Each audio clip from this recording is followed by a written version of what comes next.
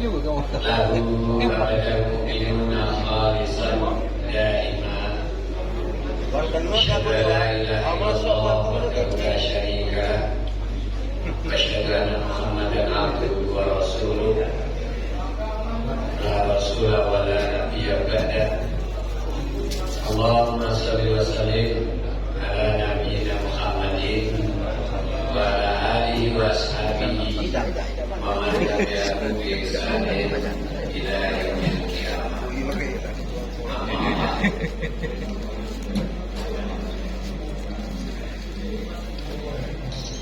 Bapak-bapak, ibu-ibu, saudara sekalian, jamaah Masjid Al-Quran yang dirahmati Allah. Bersyukur kita kepada Allah Subhanahu wa Ta'ala pada pagi ini, pagi yang berkah. Kemarin Jumat, hari ini Sabtu. Masih terasa Sayyidul Ayyam melingkari hidup kita dalam keseharian. Mudah-mudahan hari demi hari yang kita lewati selalu ada makna yang bisa mengisi relung hati kita dan menjadi bekal untuk mengarahkan dan menuntuni jalan kita tetap dalam ihdinas siratal mustaqim. Tamkinul iman fil qalbi, pemantapan iman di dalam hati. Selanjutnya mudah-mudahan senantiasa Allah limpahkan pada Nabi kita Muhammad Sallallahu Alaihi Wasallam bersama para sahabat, keluarga beliau, dan termasuk umat beliau. Mudah-mudahan termasuk kita yang hari ini menghidupkan suasana subuh, memakmurkan masjid-masjid Allah dengan berbagai macam kegiatan, bukan hanya sekedar ibadah atau, tapi yang lain-lain juga kita semangati dan kita rutinkan. Semoga sedikit banyak upaya kita ini menjadi salah satu jaminan kita akan mendapatkan syafaat dari beliau Sallallahu Alaihi Wasallam. Amin. Bapak Ibu, ini rahmat Allah. Mungkin 10 hari yang lalu saya di Jambi dan kemudian dibuatkan flyer. Nah, ada sekarang ini canggih-canggih kegiatan untuk subuh ini. Pak Muiz, Pak Akan Kemenhas, Kementerian Haji yang sudah kantornya duduk bersebelahan antara Majelis Ulama, Basnas dengan Kementerian Haji. Yang dulu ruang kantin ya, ruang kantin disulap direhab menjadi kantor Kementerian Haji. Dan menyusul juga di komplek kita itu KUA yang selalu berenang, dia punya dikit berenang di depan lorong Binjai, bawahnya Akbar Al-Ma'arif. Jadi kasihan kan, kita usulkan juga akhirnya rumah yang dulu pernah ditinggali oleh ayah, rumah almarhum, artinya disobat dan pernah tinggal di sana kosong. Nah, itu dibersihkan, dicat ulang bahanji cantik. Nah, itu ditempati oleh KUA Batu Raja Timur. Jadi terasanya kalau Naumroh itu, nah haji itu di suasana itulah sekarang, termasuk imigrasi ada di situ. Karena langsung dapat hibah itu mes atau penginapan MTQ, hotel MTQ-nya Oku itu sekarang dipakai untuk imigrasi.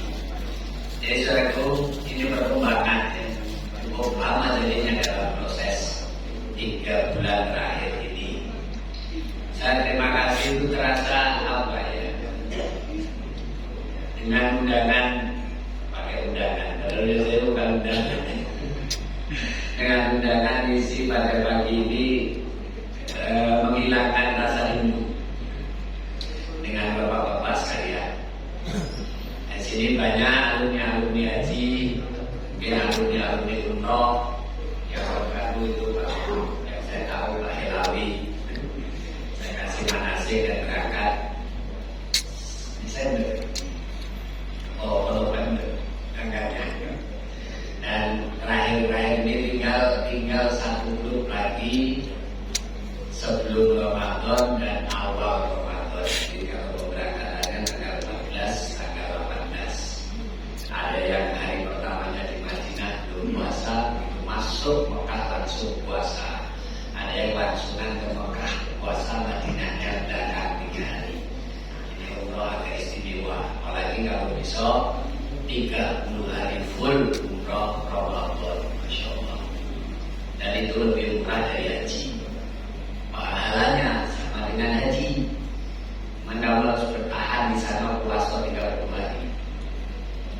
Biasanya itu 2-3 hari, bahkan kadang-kadang masuk hari kelima baru masuk Mekah.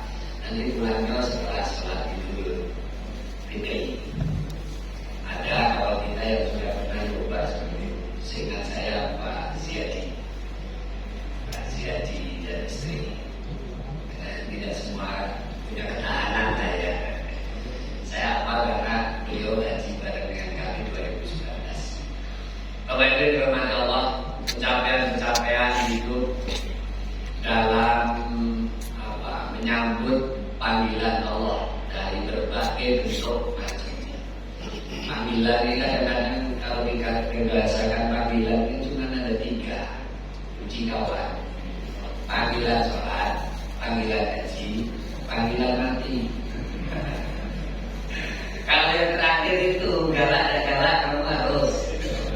Tapi yang dua ini kan masih di sini. Panggilan sholat, galak ada nyambut panggilan sholat.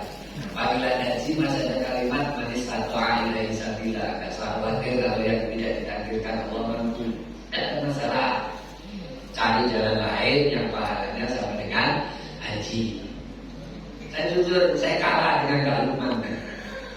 Rumah pindah jago, saya di 3 desa, tapi jauh ke sini. Cuma itu kan panggilan dipenuhi. Kalau panggilan haji, nyambutnya baik.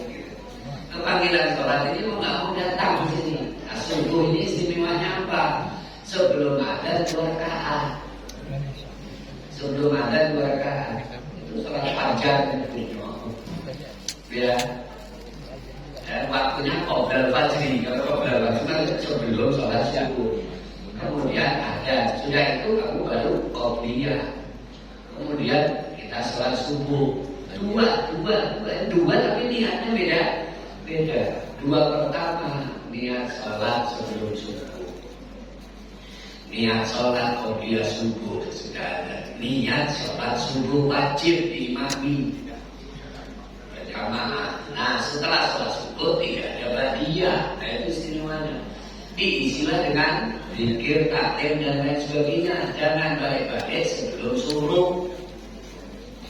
Suruh itu ya nanti jam 6 lewat berapa. Sekarang apa maju mengikuti subuhnya. Ada kan di situ sudah di konsep semua. Kalau kamu sudah sholat suruh 2 rakaat atau 4 rakaat terserah. Apalagi ada yang mau bertahan di sini sampai waktu duha. Masya Allah, pulang dari masjid itu udah dapat pahala haji kan gitu kan. Ada yang berpahala umroh. Pokoknya awal itu bijak. Hambanya ini pasti diberi kesempatan untuk meraih segala anugerahnya berupa pahala itu dengan sebatas kemampuan. Lain adalah maka sabar ma'alaiha fakta sabar.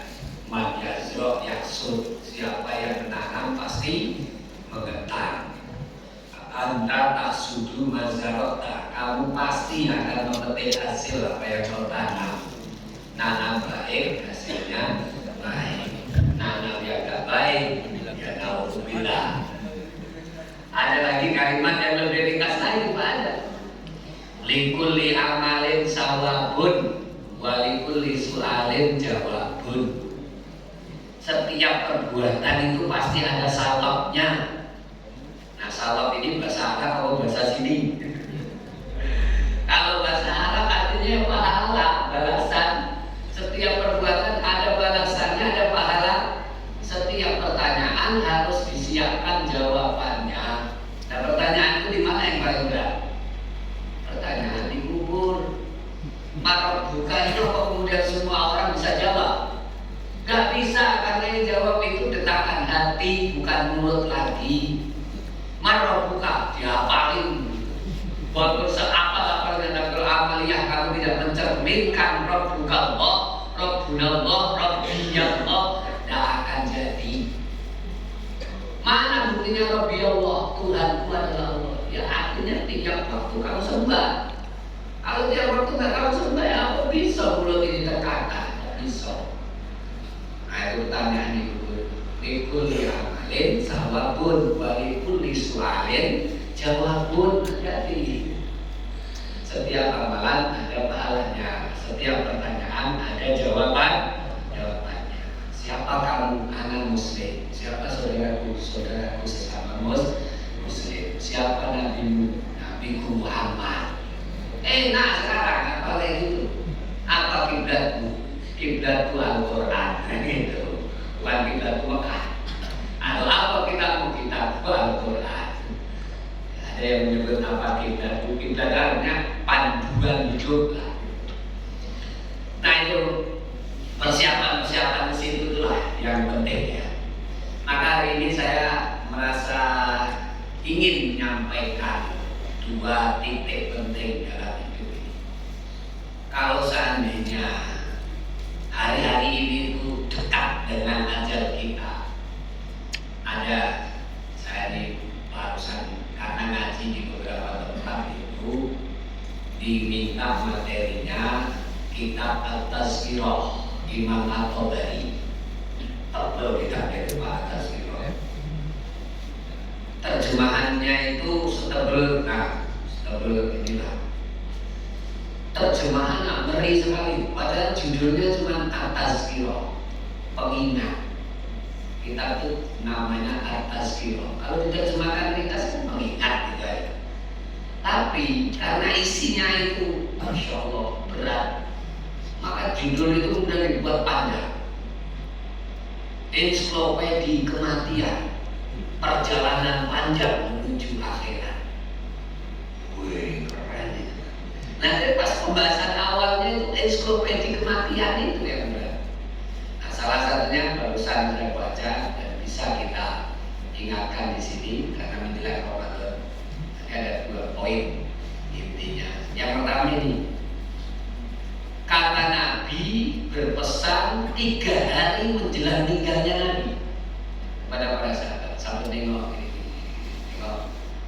1 aku pesan ke kamu itu, kalau sudah menjelang meninggal ini, jangan ada dosa syirik di hati. Dan jangan ada lagi sebagai hamba ini suudon sama Allah. Itu aja pesannya Nabi. Mulai dari sekarang syirik itu harus dibuang jauh-jauh kalau menjelang ajal. Sama suudon sama Allah. Nanti kalau udah mendekati mati kok masih tidak terima dengan nasib itu mana?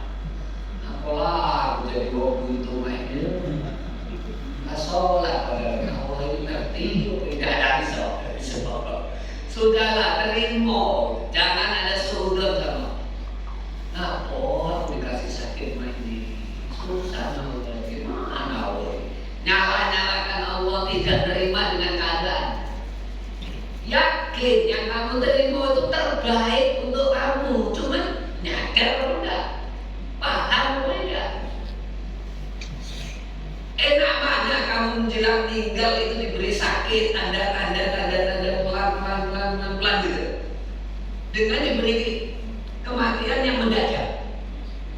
Karena di hadis di penutup bab itu, bab 8 di kitab, meninggal mendadak itu hanya hukum kafir yang tidak menyadari kesalahannya.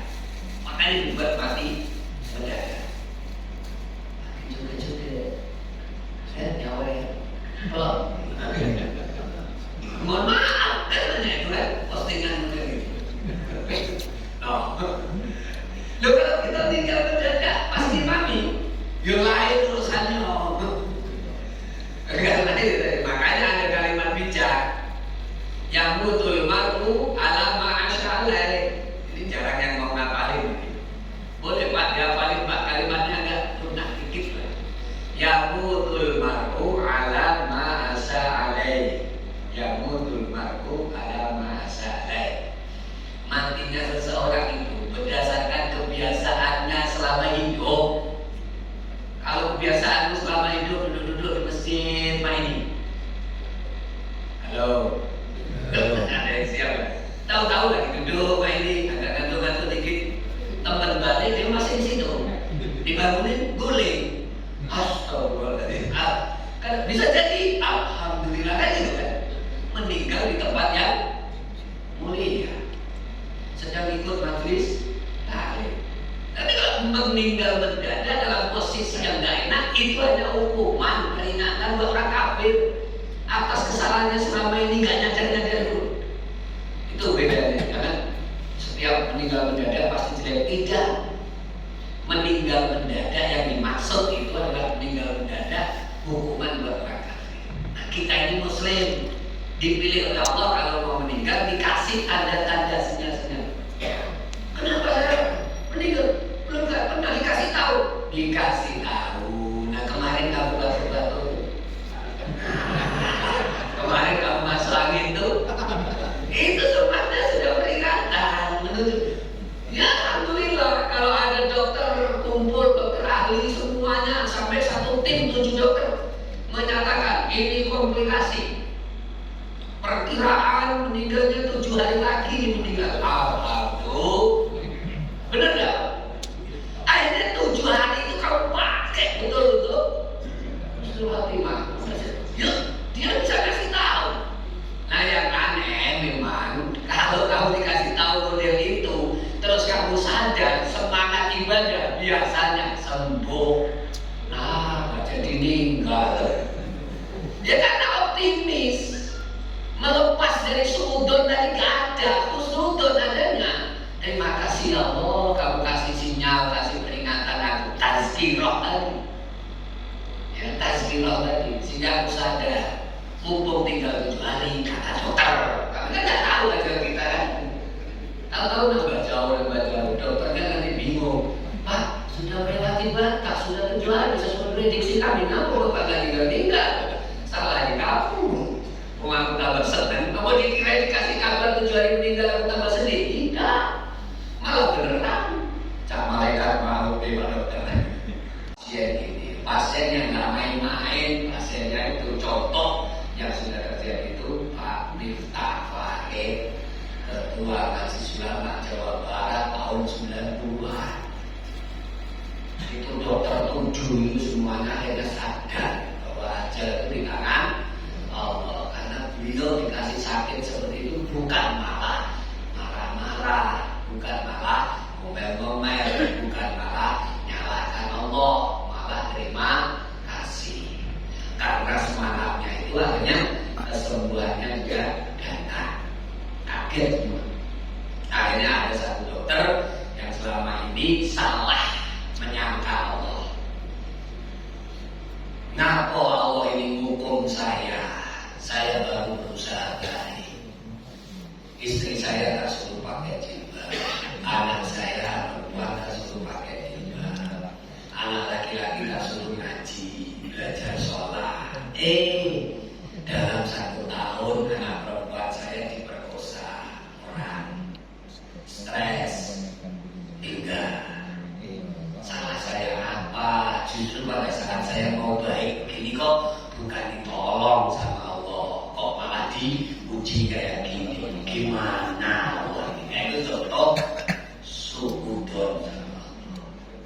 Gak baik sangka. Gak lama dari situ anak saya motoran ngebut tabrakan mati pula. Sudah-sudahnya. Gak Islam-Islaman. Kerudung kena ini tuh punya istrinya dikumpulkan semua, buang ke septic tank. Sudah kecewa dia. Nah, ini tim dokter yang bimbing, yang kemudian memberikan statement kepada Pak Miftah Farid, 7 hari lagi Bapak meninggal. Tapi malah Pak Miftah Farid itu nggak sedih, malah tambah ceria, cerah. Akhirnya kau nggak mati. Bapak ini siapa? Saya ketua majelis ulama. Bapak ketua majelis ulama dihukum oleh Allah kayak gini kok nggak marah-marah, kok malah seneng gimana? Loh, saya kan cuma ketua majelis ulama. Nabi Muhammad saja, seorang nabi kekasih Allah, dicoba diuji oleh Allah. Maka kemudian ini 3 hari menjelang meninggal, wasiatnya Nabi itu, jangan ada di hati kamu rasa suhudon sama Allah, bersihkanlah. Sudah terima semuanya. Sudah, alhamdulillah ya Allah, terima kasih kamu kasih aku sakitku ini menggugurkan dosa, pelan-pelan dosaku ini rontok seperti daun-daun pohon di musim kering. Enak, lega, enteng aku mengadu kamu, tidak ada beban lagi ya Allah. Anakku sudah kuusahakan ini. Ya memang gak banyak warisan yang kutinggalkan, tapi cukuplah. Pokoknya dihibur-hibur sendiri Pak. Hibur-hiburlah sendiri. Nyaman-nyamankanlah pandangan ini. Karena sudah tinggal terakhir. Husnudonlah. Nah kalau udah seperti itu, enak Pak. Itu rintisan menuju husnul khotimah. Sekarang rintisan untuk menuju masuk Ramadan supaya kita ringan tanpa beban. Nah, ini materi kedua. Sengaja disusun itu Pak, ya, karena kita ini tidak boleh. Padahal ceramah ini belum boleh ya kan, baru 56 ya, nggak enak kalau dibalik 65. Waktu 53 enak ya.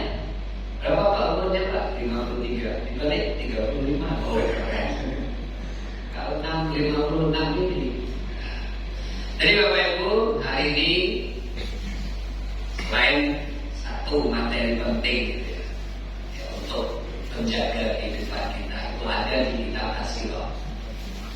Nah yang hari ini kita sampaikan menjelang Ramadan, kita sebut biasanya pengajian menjelang Ramadan itu tarhib Ramadan, penyemangat menuju Ramadan, tarhib Ramadan, asuhan, dorongan, persiapan untuk menyambut Ramadan itu dengan gembira, jangan ada beban.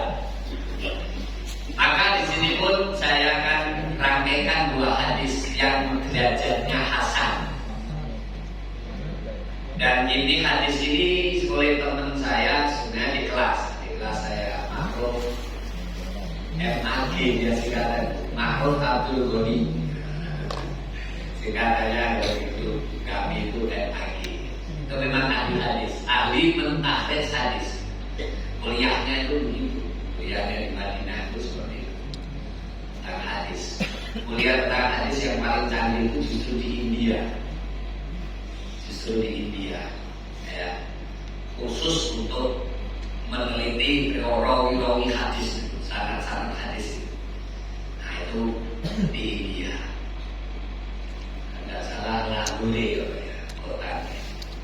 Ada universitas khusus yang memang membidani tentang derajat hadis, rijalul hadis, rawi hadis. Alumninya saya pernah ketemu, anaknya Pak Akadir Hasan. Anaknya Pak Akadir Hasan, pendiri Persis itu kan Hasan, anaknya Akadir Hasan. Anaknya lagi, yaitu katakanlah lebih tua dari kami 10 tahun, Ghozi Abdul Qadir Hasan. Itu pernah ketemu kami, dan dia Masya Allah hafal itu Bulughul Maram, hafal itu kitab-kitab kumpulan hadis, dan tahu rawinya satu-satu, derajatnya tahu. Nah ini ilmunya turun ke adik kelas Makhluk Abdul Ghani. Beliau menyusun tiga hadis disampaikan. Yang pertama itu tentang amalan nisfu sabar. Adakah amalan khusus nisfu sabar? Kalau ada, jangan ngomong berdasarkan hadis. Kalau kamu ngomongnya berdasarkan hadis, hadisnya dhaif. Ya amalan gitu aja lah. Supaya kita ini ada momen tertentu penyemangat untuk menyambut Ramadan. Tapi kalau fadilahnya nisfu Sa'ban, keterangannya ada dua hadis yang agak mirip dan isinya ya sama pada akhirnya, itu derajat hadisnya hasan. Dan sekali lagi Pak, kita yang tua-tua ini serahkan ke anak-anak muda. Tinggal YouTube saja, tinggal googling saja, tinggal pokoknya pintar-pintar lah, narik gitu kan. Coba dicari, ketik saja amalan nisfu Sa'ban, fadilah nisfu Sa'ban, pasti. Karena postingan orang itu, rilis orang itu tentang hal-hal seperti itu sekarang sudah bertayangan di mana-mana. Tinggal kita nyari sumber. Cuman ngaji itu lebih berkah kalau tatap muka. Beda. Kan ngaji mbak Google gitu kan. Dan dapat berkah. Kalau kayak begini kan dapat berkah. Berkah pertama kan minum badre. Kan benar. Karena ada nilai silaturahmi. Akhirnya rezekinya bertambah. Silaturahmi kita ketemu aja. Oke.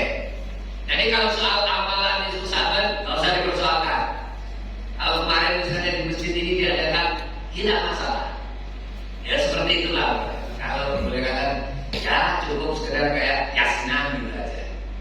Atau baca Quran masing-masing. Yang penting suasana malam itu hidup. Kenapa suasana malam itu harus hidup? Karena ada fadilahnya. Nah fadilahnya ini yang kita kejar. Apa fadilah nisfu Sa'ban yang berdasarkan hadis hasan tadi, derajatnya hasan walaupun tidak sahih. Satu tingkat di bawah sahih. Bisa diamalkan? Bisa. Karena isinya itu adalah menerangkan fadilah, bukan soal-soal akidah, soal-soal yang menuntuni ibadah secara khusus, tidak.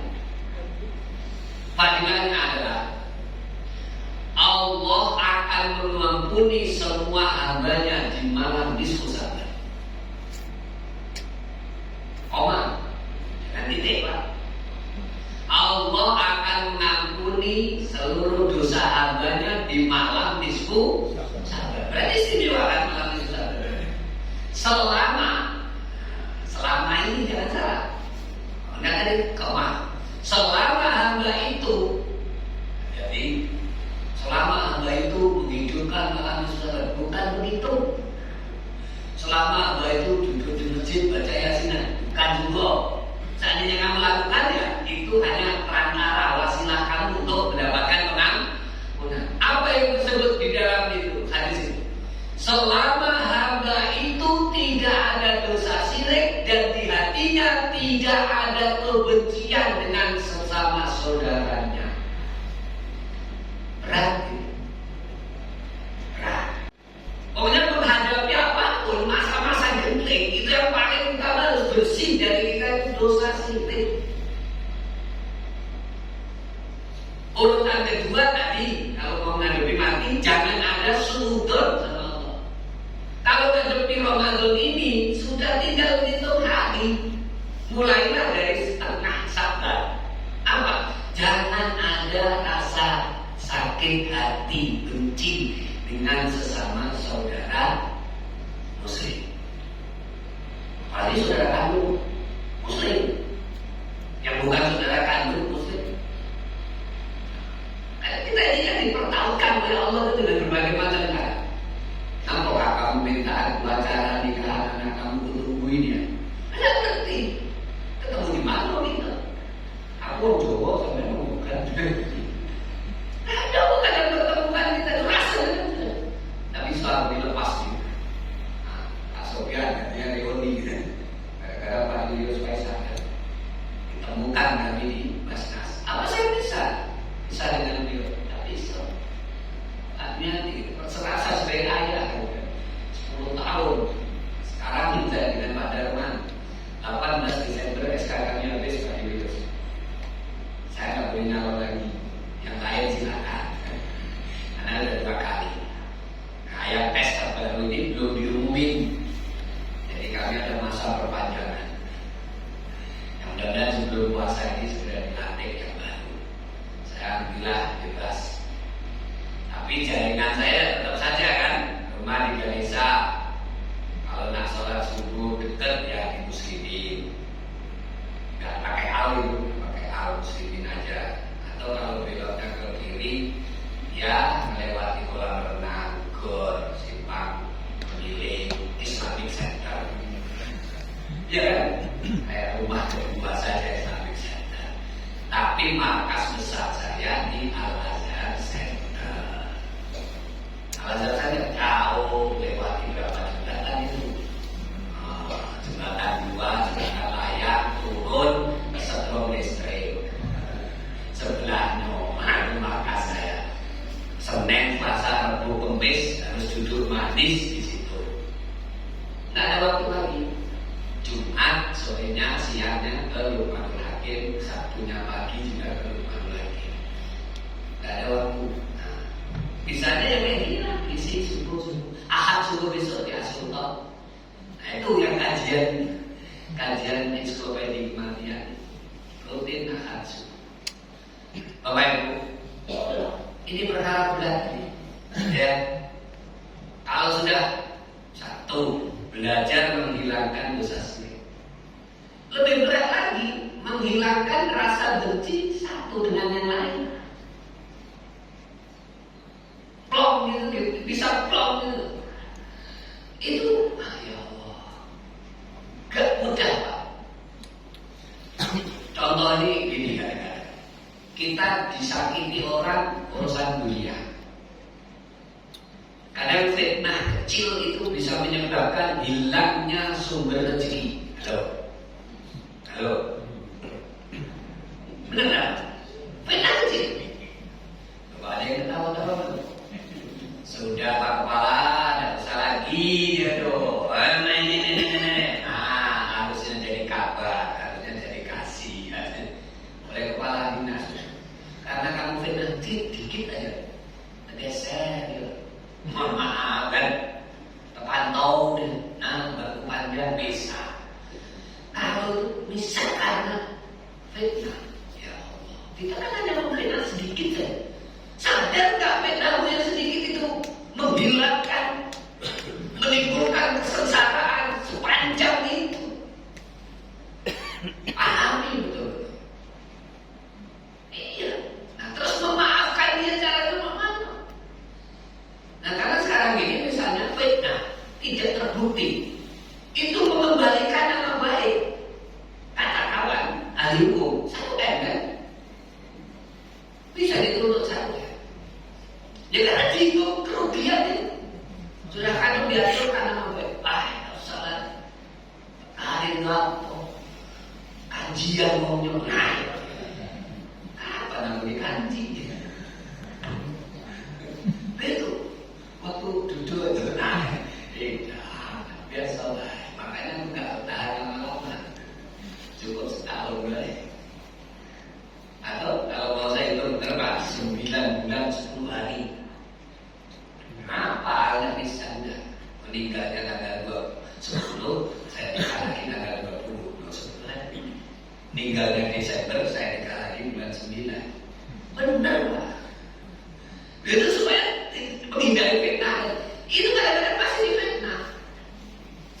Dan fitnah itu bisa jadi lagi menghilangkan peluang rezeki orang. Nggak sadar enggak?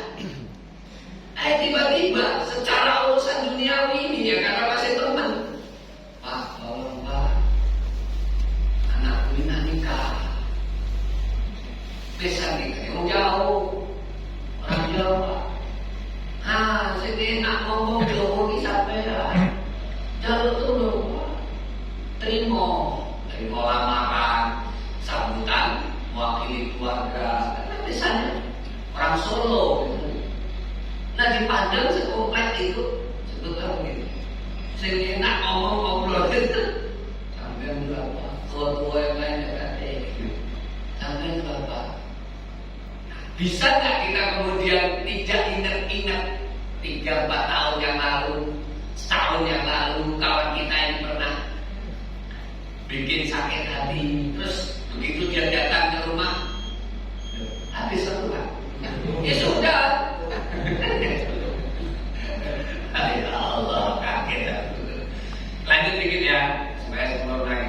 Ini penting Pak, perlu saya jelasin sebagai satu bentuk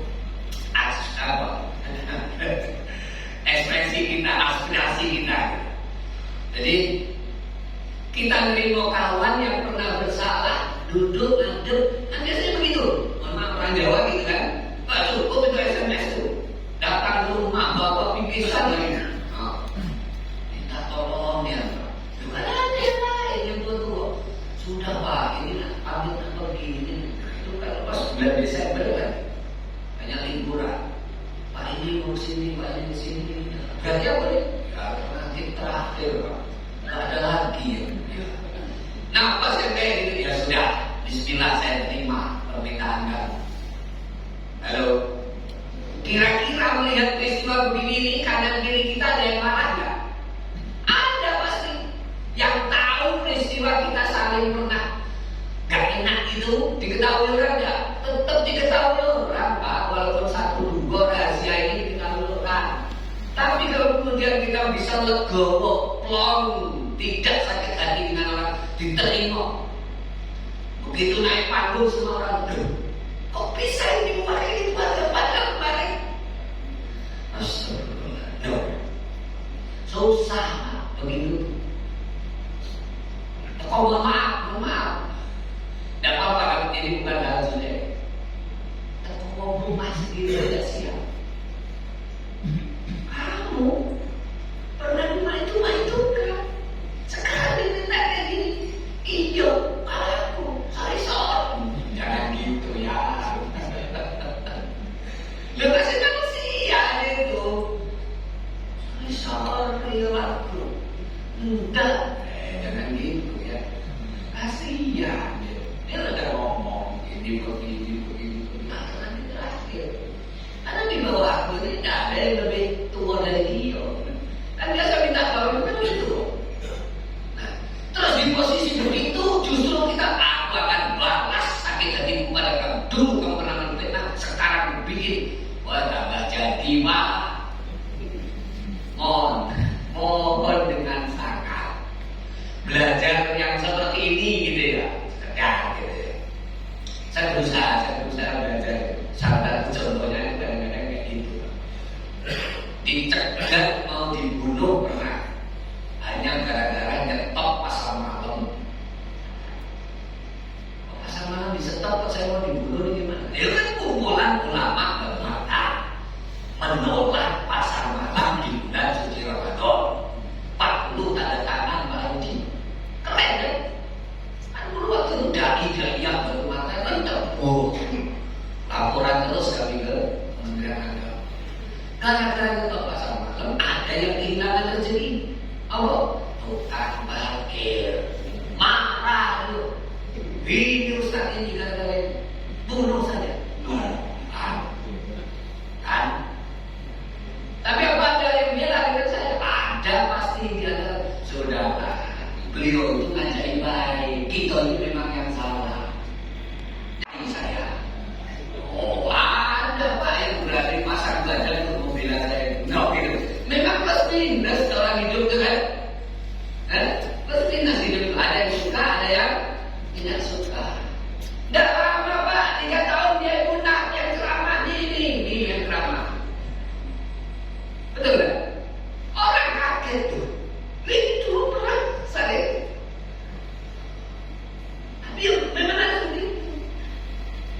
Nah ini kan lama waktunya. Nah sekarang kita di limit waktu yang dekat ini.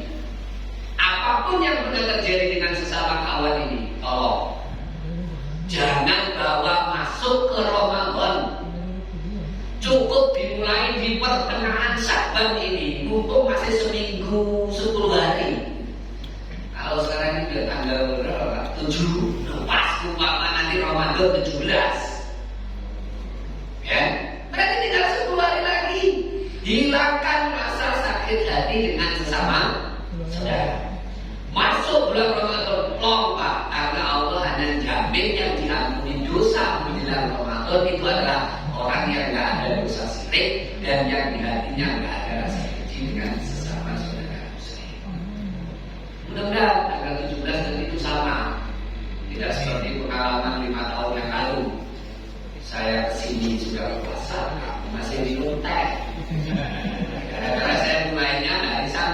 mulai nggak ada apa. Itulah bedanya Muhammadiyah sama non Muhammadiyah. Nyata itu kan. Terus saya sudah sahur. Mana kawan? Tapi besok Pak. Kita kan masing-masing buat segmen kan mengikat. Jadi itu soal ramalan kemarin sudah saya bahas. Yang lebih penting untuk kita bahas hari ini adalah menghilangkan dosa syirik, menghilangkan sakit hati, benci dan sebagainya dalam hati. Masuk bulan Ramadan itu enak plong. Walaupun bulan Sa'ban tidak disebut Syahrul Maghfirah ya. Bulan Sa'ban itu yang disebut Syahrul Quran. Loh kok malah bulan Ramadan Syahrul Quran? Karena para sahabat itu sudah mulai dekat dengan Quran. Mereka tidak mau nanti di bulan Ramadan itu terkejut, kaget. Maka di bulan Sa'ban itu kerintis berapa kali nama. Kalau di rintisan ini sudah berhasil, nanti benar-benar di kancah perang. Pas lomba, benar-benar lomba di bulan Ramadan itu, event yang ditunggu-tunggu itu. Siapa yang rajin berlatih, dialah yang bakal jadi pemenangnya kan. Karena masuk ke Ramadan itu bagikan kita sebagai atlet yang nak masuk ke event pertandingan. Pertandingan itu tidak bisa lagi kamu baru siap-siap. Sekarang inilah siap-siapnya. Makanya para sahabat menyebut ini Syahrul Quran. Semua sahabat sudah mulai pegang Quran. Bisa namakan berapa ya, bisa namakan. Coba tes 10 hari ke depan bisa tidak satu kali amal. Kalau iya berarti Ramadan kamu nanti minimal 3 kali. Lo tesnya boleh. Syakban itu Syahrul Quran, tidak disebut Syahrul Maghfirah, tapi disebut Syakbannya ada jaminan pengampunan dengan syarat tadi. 2 itu hilang dari hati kita. Syakban ini juga bisa kita sebut sebenarnya bulan-bulan kita untuk melatih diri banyak sholat, banyak sedekah dan yang lain. Termasuk Nabi tidak pernah puasa melebihi bulan Sa'ban jumlahnya. Hampir 1 bulan itu isinya puasa dibandingkan dengan Ramadan tidak bisa. Ramadan full 1 bulan kita puasa wajib. Puasa sunnahnya Nabi yang jumlah hitungan harinya lebih banyak adalah bulan Sa'ban. Nah, setidaknya kita kemarin sudah ayam rubek, hari-hari, tanggal, bulan purnama, 14, 15, 16. Sudah ayam rubek, sambung dengan Senin Kamis. Atau bisa puasa Daud. Untuk melatih diri, biar masuk Ramadan tidak terkejut. Jadi sudah ada berapa latihan? Latihan mohon ampun pada Allah, latihan puasa korbannya ya sahabat ini. Khusus ibu-ibu nyaur utang paling bagus ya ini. Kata Aisyah, kapan Aisyah nyaur utang yang paling bagus? Mengkodok puasa yang pernah ditinggal gara-gara haid dan lain-lain. Itu paling bagus ya sekarang inilah, gak ada peluang lain. Terus mendekatkan diri dengan Quran. Ini kesempatan. Nanti masuk di bulan Ramadannya sudah rasa-rasa juara gitu. Tapi kalau ini tidak dilakukan persiapan, bahaya. Karena itu ingat-ingat pernah saya juga sampaikan 3 bulan berderet Allah bijaksana, berterima kasihlah kepada Allah buatkan bulan 3 bulan berderet itu kok cantik sekali. Rajab, Sa'ban, Ramadan. Bulan Rajab bulan haram. Dilarang kamu berbuat dolim, perbanyak kebaikan. Bulan Sa'ban, bulan persiapan masuk Ramadan tadi. Banyak juga persiapan-persiapan hari Ramadan yang bagus. Nah ini ulama-ulama besar memberi nama Syahrul Rajab itu Syahrul Hasad, Syahrul Sa'ban itu Syahrul Syaki, Syahrul Ramadan saya balik Syahrul Rajab itu Syahrul Zar'in, Syahrul Zar'i, Syahrul Sa'ban itu Syahrul Syaki, Syahrul Ramadan itu Syahrul Hasad.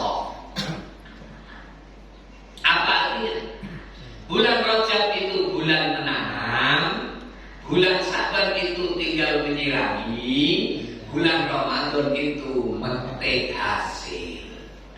Halo, itu ulama-ulama besar. Kita ini ulama-ulama kecil dan tidak ulama. Ngelama iya. Nanti ngelama. Ulama. Dan rata-rata kita ini malah kebalik. Kapan nanem? Ya puasa itu apa nanem? Metiknya kapan? Nanti di akhirat. Sekilas betul. Sekilas. Ya memang hasil perbuatan kita ini kita petik enggak. Tapi dalam hal menyambut Ramadan, filosofinya tidak begitu. Filosofinya adalah Rajab sudah siap-siap nanem, Syakban kita sudah menyirapi, Ramadan nanti tinggal metik hasil itu ya tetap ya tadi namanya metik hasil. Kalau saya bahasakan itu lenggang kangkung, bener-bener plong gitu, enak gitu. Tapi kalau 2 bulan ini nggak kamu lakukan, belum pernah nanam apa, belajar sedekah belum. Di bulan Saban masih mah itu pun tambah pelit. Ramadan suruh ngirim buka ke masjid, oh susah. Tapi kalau 3 bulan berderet kita lakukan dengan baik, dengan prinsip yang disampaikan para ulama besar tadi. Dan kayak gini nggak bisa Pak dicari di Quran, nggak ada di hadis. Tapi ini adalah motivasi-motivasi yang perlu kita serap. Bulan Rajab, bulan menanam. Sudah tanaman tumbuh, sirami di bulan Saban. Insya Allah Ramadan kita tinggal metiknya. Saya bersyukur keliling kemana-mana. Ya, saya ini tuan gawe, bahasanya bahasa ketua umum, tuan gawe untuk dakwah. Nah, hari ini nih Pak, sebenarnya di Masjid Al Hidayah tapi Batuan, saya yang gerakan sudah kesana banyak, harusnya misi kerana Ustaz Teguh. Oh Ustaz Teguh Indralaya, oke ya, dan tahu usaha apa, persiapan berangkat umroh. Nah akhirnya oh gantinya ini karena saya udah kadung iyakan ke sini karena saya siapkan Adinda Iswan. Nih kamu di sini siap. Kan rumahnya di Padatkarya. Dekat kamu sih. Tahu. Kupan dulu sih. Ah sudah bilang masuk. Sudah lawan. Dan kena marah sama ketua umum. Aku di sini. Itu tetap jalan. Buat gawe untuk safari subuh. Tiap satu keliling safari subuh. Apa yang saya syukuri? Akhir masjid ini Masya Allah bagus terhadir. Ada yang bikin gerbang, ada yang nempel jalan. Masya Allah. Artinya benar, persiapan itu ke Ramadan itu bukan hanya persiapan mental, termasuk persiapan fisik.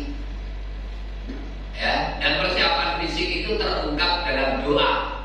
10 hari yang akan datang tolong doa ini dibaca sore-sore. Kalau memang tanggal 17 kita mulai puasa, 16 sore menjelang maghrib semuanya baris di depan masjid melihat matahari tenggelam. Begitu tenggelam matahari, ada yang mimpin doa. Kayak nak berangkat safar gitu kan. Ahillahu alaina bil yumni wal iman. Kalau tidak biasa mengucapkan bil yumni, bil amni wal iman wassalamati wal islam rabbi wa rabbukallah hilala rusdin wa khairin. Ini doa menyambut bulan suci Ramadan. Ya Allah, datangkanlah rasa aman dan iman, selamat dan Islam. Tuhanku dan Tuhanmu Ramadan sama Allah. Aku bertuhan Allah, kamu bulan bertuhan Allah. Kita disuruh bekerja sama. Bulan yang penuh petunjuk dan kebaikan. Berapa rangkaian? 4 rangkaian. Ya, aman iman, selamat Islam. Kemudian 4 rangkaian atau 3 rangkaian? Bulan bil yumni wal iman, selamat wal Islam. 3 rangkaian. Aman, iman, selamat, Islam. Terus petunjuk petunjuk dan kebaikan. Di dalam 3 rangkaian itu, 1 rangkaian terakhir sifatnya rohani. Tapi 2 rangkaian pertama jasmani rohani. Aman, ciptakan rasa aman. Tadi salah satunya tembeli, tebok-tebok tuh, air, kubangan di situ, nanti berangkat terawih, ibu-ibu masuk jeruk, kotor. Kesadaran itu semuanya ada, bergerak, benar. Kalau kamu kan jamaah di sini, ya, kita ini ditakdirkan jamaah ini. Ya, air gading, ya, telur Yusuf, semuanya. Ya, alhamdulillah, kesadaran itu makin tinggi. Dan sekarang banyak pernyataan yang lebih, justru kita prihatin itu dusun-dusun yang kita tinggalkan itu makin sepi. Makanya kami kunjungi mereka dengan safari Jumat. Safari Jumat itu untuk mengunjungi kecamatan-kecamatan jauh. Insya Allah tanggal 13 Jumat akan datang di Tebing Kerikil. Kalau di sini ada tebing Bukan, ada dusun namanya Tebing Kerikil. Di mana Pak? Kedaton sebelah, Talang juga, Talang Benau, Talang. Kamu malah tidak tahu apa ada jauh ngantuk. Ya Allah, alhamdulillah. Jadi siapkanlah Pak, rasa aman, rasa selamat akan bertaut dengan rasa iman, rasa Islam. Ramadan ini kita bisa petik petunjuk dan kebaikan. Tanpa terasa materi segitu panjang. Sekarang sudah jam 6 lewat seperempat. Saya nggak mau berpanjang lagi. Nah, mari sekali lagi ajakan, siapkan mental kita, jangan ada beban. Baik itu dosa menyangkut dengan Allah maupun dosa menyangkut dengan sesama manusia. Lepaskan semua, masuk Ramadan ringan rasanya, kita akan bisa beribadah dengan enjoy di atas angin. Wah, enak begitu Pak. Mudah-mudahan itu yang bisa kamu persiapkan masing-masing, sehingga suasana masjid ini semarak dengan Ramadan akan lebih nampak lagi. Amin ya rabbal alamin. Jika di sana sini ada hal yang kurang berkenan, saya mohon maaf. Inilah yang dapat saya sampaikan kepada saudaraku semua untuk mempersiapkan diri 10 hari menjelang Ramadan tiba. Akhirul kalam billahi taufiq wal hidayah wal ridha wal inayah wal afu minkum. Wassalamualaikum warahmatullahi wabarakatuh. Waalaikumsalam warahmatullahi wabarakatuh. Alhamdulillah.